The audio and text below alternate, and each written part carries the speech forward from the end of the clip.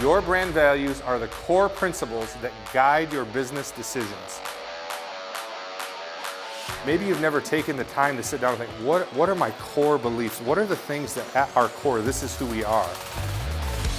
And thinking about those things and understanding them will help you communicate who you are to your customers. A lot of business owners we come in contact with never have taken the time to sit down and think, who am I selling to? What are my brand's unique selling points? That thing that makes you different. Double down on that.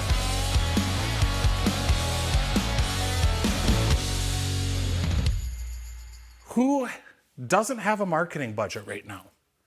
Raise your hand. Yeah, it's fine. That's fine. That's fine. Tony, when was the first time you had a marketing budget? I set one? Yeah. Last year. Okay, perfect. See? So even a branding firm that specializes in marketing sometimes doesn't have it all put together, and that's perfectly fine, guys. But I'm here to tell you, it's 2023, and although marketing budgets are the first things to get cut in difficult economic times, it's actually the perfect time to plan this out, know what you're going to spend on, and enact it. Because if you have a plan, you're going to be better than probably 70 to 80% of the people in your vertical. And because you guys are smaller based businesses and not these big tech giants with their $3 million marketing budgets, yours is going to be more impactful. And why is it going to be more impactful? Because you, my good friends, are all humans. And stuff is coming from you, not from a robot. Although we will occasionally use artificial intelligence. We'll get to that in a moment, okay? So, fancy clicker. Your marketing budget, because we're all going to walk out of here.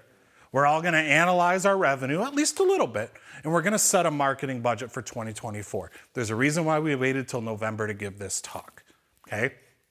I'm going to make it sound really, really simple. It's going to be a little more complicated, but most of the complication is going to be exciting because you get to decide what you want to do, right? So what goes into a marketing budget? It encompasses expenses for advertising, right, Jessica? Promotions, research, events, like you're doing here. I think my marketing budget for this was $50, okay? But it still needs to go in the line item because $50 times 12 is, I don't do math. Thank you, Tony. Awesome. Content creation, right? We've got a few content creators here. Digital campaigns, public relations, and monitoring tools. Those are typical things that encompass a marketing budget. Now, you might be in a different industry or a different vertical, and some of that might not apply to you, right? Faith, you're a stylist. You don't really have to do a ton of analytics or tools to research how your stuff is doing. So that's not something that would end up in your marketing budget. Why do you need one? This is a big one, okay? Marketing budgets are essential for businesses to strategically allocate resources. Resources specifically in this situation are monetary, right? We only have a limited amount of money, okay? Not everybody's business is profitable yet. Some people's is, and maybe it's a 2% profit, but still you're gonna wanna build your marketing budget based off of your revenue because you are in some semblance taking money in. And if you're the kind of person who's like, well, I really can't stomach spending anything on marketing right now. I can't afford 5% of my revenue.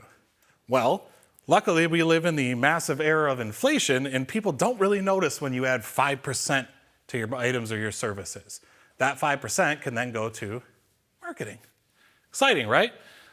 So, we know what goes into it. We know why we need it. Let's get a little bit into a marketing budget, okay? And we should preface this with saying everybody's is different. All right, everybody's is different. Tony will tell you, anytime we sit with a client, whether they be small. Oh, by the way, just let me interrupt this. I know I got big deck energy, like Tony likes to say. If you fill out the survey at the end of the presentation, I'll just send you the deck, okay? So don't worry about reading all the small prints here, okay? I will send you the deck, all right? So, like I said, Tony and I will meet with a client or the potential partner, and sometimes what we recommend for people is not to spend money with us. Sometimes we might say, oh, you got this amount? Why don't you go, you could use some TV ads. Or, you know what, you could probably use a billboard here. We'll design it for you, but go ahead and use that for some advertising. So everybody's is a little bit different. So everybody's is a little bit flex. And sometimes you just need that like guiding Obi-Wan Kenobi hand out there to say, you know, use the force kind of thing. Alec Guinness, not Ewan McGregor, by the way. So as a good rule of thumb, a company of any size, whether you're making super delicious cookies in the first floor of the building next door, or you've got this awesome, awesome empire of balloon building, okay? Seriously, you guys need to check out his TikTok. Not a joke. This stuff is amazing. This man built a business off of balloons. That is awesome. I will always admire you for that, by the way.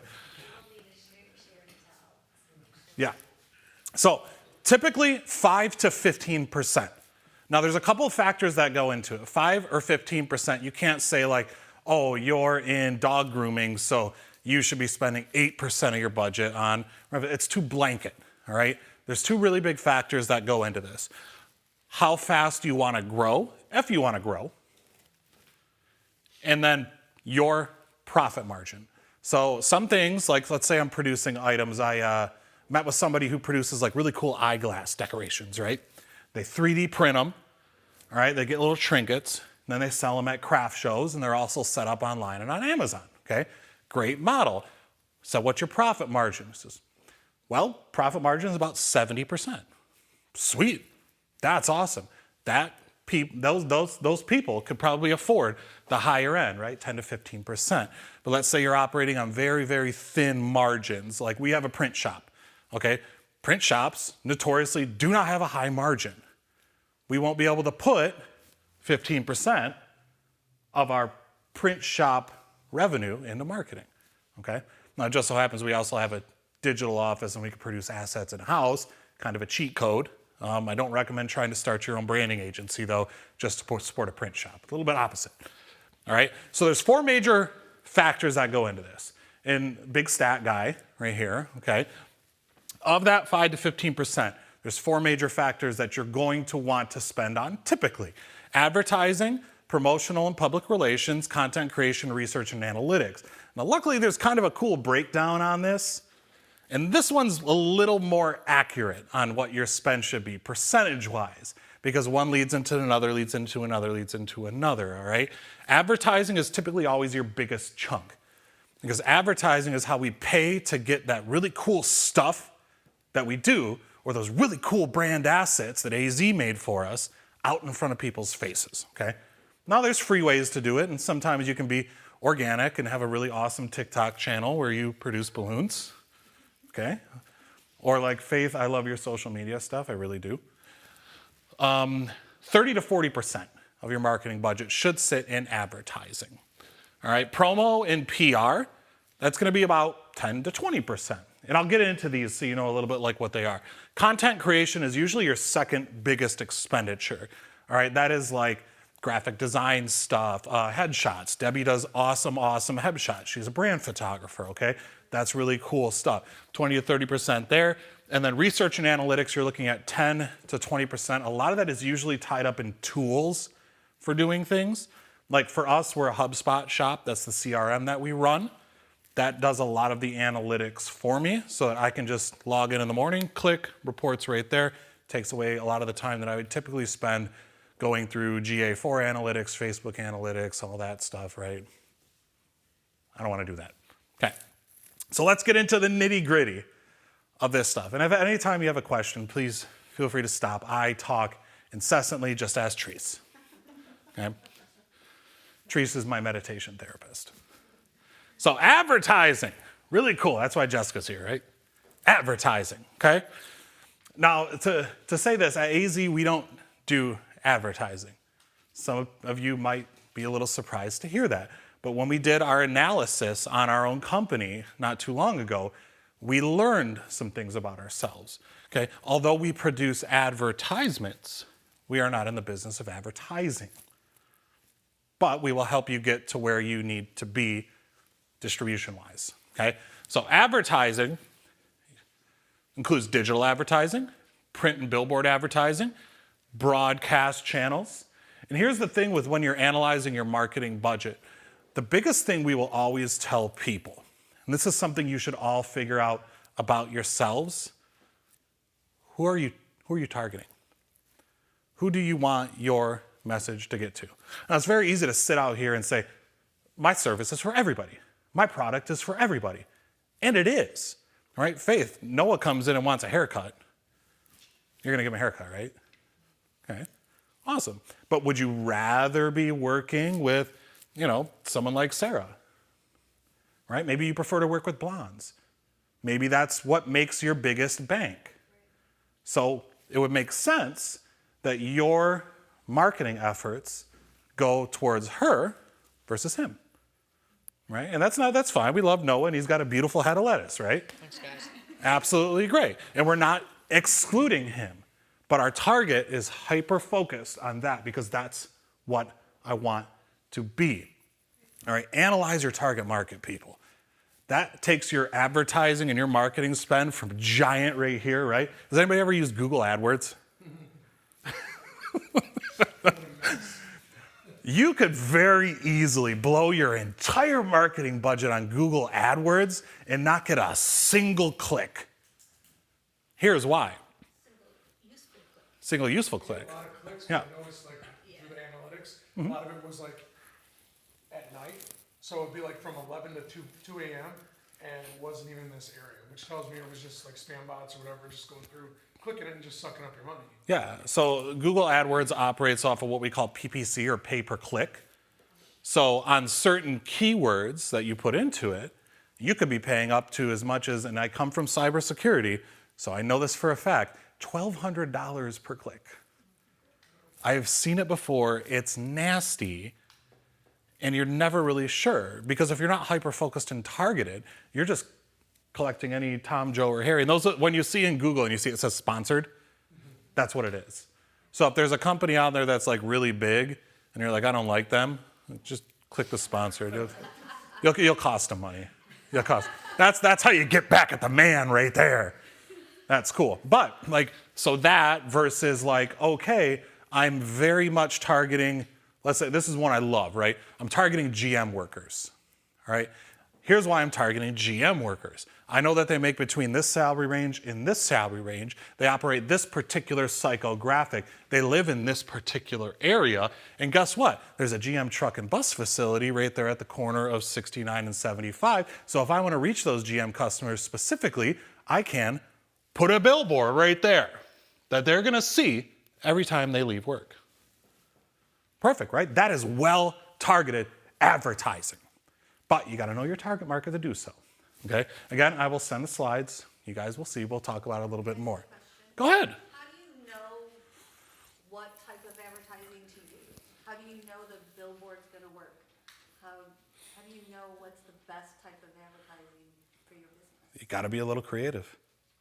You got to know. Tony. I would say nobody really knows the answer every time. You got to be willing to take a risk, just like you never knew if your business was going to succeed until you jumped out and tried it. And so there are calculated risks, certainly, in working with an expert like someone like Casey to sit down and say, here's the money I have, what do you think? It's always good to get advice like that. But yeah, I mean, nothing is foolproof. Everything that you would spend money on is a risk, but there are ways and tools that you can use to find the things to get those customers that you're looking for. Right. Yeah. Great answer, Tony. Competitors. What's that? You can look at your competitors and things that if you're the type of person that you're looking for, what is the things that you look at and what attracts you to a business? Yeah. There's a lot of different ways to do so, but Tony's exactly right when he says, the only thing we know is that we don't know. But we can always trust data. We can always trust what's worked in the past. But sometimes it really does. It just takes a leap of faith in saying, I know this will work, and here's why. That's why you start small. You try little things and see, what took, and yeah, there's a lot of ways to figure that out. Yeah, and then this is the cool thing. You can be an entity and spend less than 30 to 40% on advertising as long as you're out there producing great content, right? And to the point where, like Randy Woodworth, a partner of ours, right, Woodworth Commercial over there, he wanted to do a podcast. He wanted to start doing a podcast. Well, now that podcast is self-funding because he gets paid by Facebook. He gets paid by YouTube for putting out this content. So he invested a little more in the content creation side, and because of it, his marketing is self-funding. Just an example. So if you have high quality, awesome content, that's another way about going about doing it. Difficult, but it works. So my favorite, promotions and public relations. This is where your event budget sits. This is where your interviews with the news stations sit. This is where your hosted magazine articles sit, okay? This stuff really is, I love the public, and I'm gonna shout it from the freaking rooftops, okay? You guys know me, big PR guy, okay? So promotions and events. We do contests, we do giveaways, right? Deb, I've seen you do this before, right? All of that is promotional spend. Events, depends on the industry, right? Sometimes, not everybody has to do events, and not everybody has to have events strategies, right? I used to go to a lot of conferences in the tech world.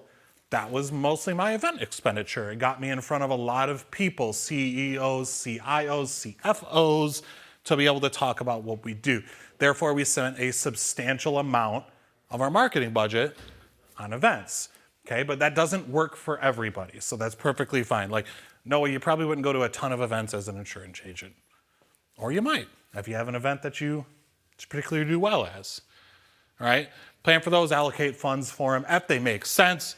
Public relations, some of those items would include interviews, podcast appearances, right? Sarah was just on the No Easy Way Out podcast talking about her business.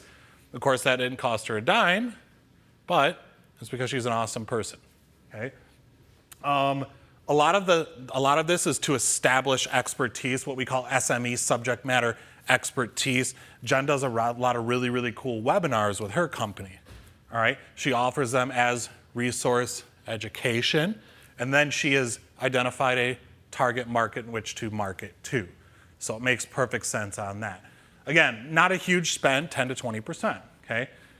Here's your other big one, content creation, all right? Some of us are awesome content creators, and you can get through by doing it yourself. Some of us have a business where we have a small marketing team, and that small marketing team might be good at particular things. But there's also third-party agencies, who can help you with content creation. So the spend on the content creation, contingent upon what skills you have or what skills your friends have, could be higher, could be low. But the ideal thing about content creation is it has to apply to your target market. Content has to be made for your target market, all right? I'm not going to sell wine coolers to farmers. Doesn't make a lot of sense, does it? Now, yeah, there's farmers who drink wine coolers, for sure, but not a large enough segment in order for me to put a lot of money towards that particular segment. So that's why targeting is important. These are things like websites, right? Everybody should have a website. What your website does is contingent upon your industry. Is it functional? Is it informational? Does it help funnel traffic to you? Is it a conversion point? Blah, blah, blah. Casey's probably talking in the clouds right now. Important stuff though. Video production, social media content, podcasting, blogging, and emails. Has anybody heard lately that email's dead? Yeah. Right? Email's not dead. You just have to know how to do it. All right? Use your email. I love this. This is my favorite thing for an email. Use it as a resource and education for the people that care about what you do or the people that it applies to. Because once they're captivated by one, they'll click on everything until you give them a reason to not click. So with that said, don't make your emails 17 miles long. Give them one, maybe two little bits of information, set it. One of my good friends, her name's Cindy Kangas. She is the director of the Capital Area Manufacturers Council. She's the really big driving initiative behind the Rosie the Riveter Day at the Capitol, and she's got a whole big women's manufacturing council that goes along with it. So here's this great public relations person. She doesn't look like she belongs in a warehouse, but she does. And when she goes to those warehouses for tours or to get them as part of their CTEs for other organizations, like, you know Cindy, right? Yeah, Cindy, great person. She takes a picture, she posts about it. So you know, exactly. So you know that the Michigan or the Capital Area Manufacturer Council is out. They're outreaching. They're in these industries. Not only are they in these industries, these manufacturing areas, but they're bringing students along. And then they're going into the schools and they're teaching these students that these is a great alternative to college, right? That right there, effective use of email. And I will goosebumping up again because I'm so excited about it. I'm a big goosebump guy, okay? So content creation, 20 to 30%, okay? Important stuff. Last but not least, everybody's favorite, research and analytics, okay? Welcome to 2023, 2024. 93% of all searches go through Google and 4% through TikTok. Bet you didn't know that. It's a viable search engine now. Awesome. So these would be things that are based in, I broke it down to 3 different categories, okay? Research on your audience, because we need to understand the demographic, right? Which is like where people live, how much money they make in a particular year, and what their average age is. That's like demographic. Psychographic, right? What do they care about? Okay. Hi, welcome to Owasso, Michigan. We're at almost 80% conservative area. All right. This is the kind of stuff that we care about. But if you go someplace else, like say Ann Arbor, it probably skews a little bit different way. So you can't attack both markets the same way, can you? Right? So that's what you call a psychographic, right? What people think. All right? So by doing those things, you can tailor your strategies and, more importantly, enhance the human connection with the people of that particular area. If you're trying to target somebody for a specific reason, right? Jared, right? Jewelry place. I just got engaged on Friday, right? I didn't go to Jared. And thank you. She's a lucky girl, I think, probably. But, you know, we always remember, he went to Jared. Every kiss begins with K, right? Are they targeting the man or are they targeting the woman?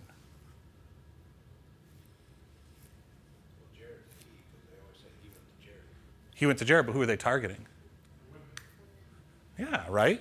But why are they targeting the women when it's typically the man who's forking out the money for the engagement ring? The woman will pressure the man. Right, because You're not listening to bingo. And here is where these places got it right, okay? Because they know that men are heavily influenced by the woman in their life that they care the most about, right? Right? Your husband will do anything for you, right?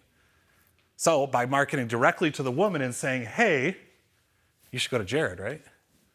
I did. It was actually a horrible experience. Yeah. But you thought it was going to be a good one. I walked in the door. Exactly.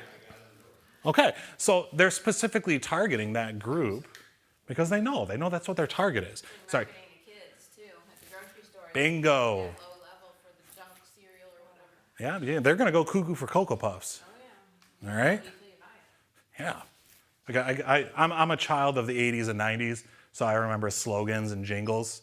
I was like, you should ask me about it sometime. Way too much of my brain is caught up in that. Like, I know that Captain Planet's a hero and he's going to take pollution down to 0. Which brings me to success, all right? So, spending on success means learning what is successful and what is not. Has anybody ever heard of the term A/B testing? Right? Okay, we know what A/B testing is. I'm going to put 2 pieces of marketing that are almost the same together, but there's one difference. And Jess, you're probably are familiar or will be familiar with A/B testing pretty well because you guys do a lot of digital landscape at Sinclair. But A/B testing, right, is that one little difference. And we do it with our thumbnails on our YouTube channel. Right? Give you a little taste of what's inside on AZEE, right? So by doing that, I will know that it's this one specific thing that either people liked or people didn't. That is researching success. What works? What doesn't, right? Okay, I posted a picture of a cat that we just groomed, and I gave it a polka dot bow. And then I posted a picture of the same cat By the way, I only say this because your sister groomed my cat once and used 2 different bows, and one got more likes than the other one. And the other one, I just put a red bow on. Which one looks better? The people liked the red one more than... Granted, she might have done a better job of grooming Jeff that day, but the one thing that was inconsistent about the two was that I have crazy cat names. That's awesome. That's why you always Yep. wear a red shirt, right? It's true. Well, it's the only shirt that I own, believe it or not. And then, of course, strategy. Strategy is quintessential in terms of like analyzing trends for your industry, analyzing consumer insights to marketing. A lot of that strategy is when you're in a larger organization. So not something we really have to worry about. Now, Tony will tell you different because I swear I've talked this guy's ear off about it probably for the last month about how we're changing our strategy here. But different thinking levels, different operation levels, you'll know what you need to do and what you don't need to do. So, 3 big takeaways from this, because I know we're all excited for me to wrap this up. Number 1, create a freaking budget. Do it. Take whatever revenue you have, and even if it's 5%, even if it's not 5%, even if it's 1%. Like, has anybody ever read Profit First? You should read it. Great book, okay? Profit First says, even if it's just 1%, pay your profit first. Well, welcome to secondary, right? Put your marketing budget in there, something, anything, because once you have that idea, you can start to plan ahead. And every time somebody comes in and goes, well, will you sponsor my Little League team? You don't have to sponsor every Little League team because you already have, okay, maybe I have $3,000 set aside in my budget for sponsoring local things, and I already spent that on the Glow Parade or something else like that, okay? It helps keep you under control in your spending. So create a freaking budget, all right? Second, sometimes it's more cost effective to hire out. Okay, when you figure your basic graphic designer in the state of Michigan is running about I think $39,000 to $45,000 a year salary. So that's pretty hefty versus I can get a freelancer to make me 25 social media graphics for, let's say, like $1,000 or $1,500. Where'd you come out in a better situation, okay? I can hire a $60,000 a year videographer, or I can get all my video needs met for like $12,000.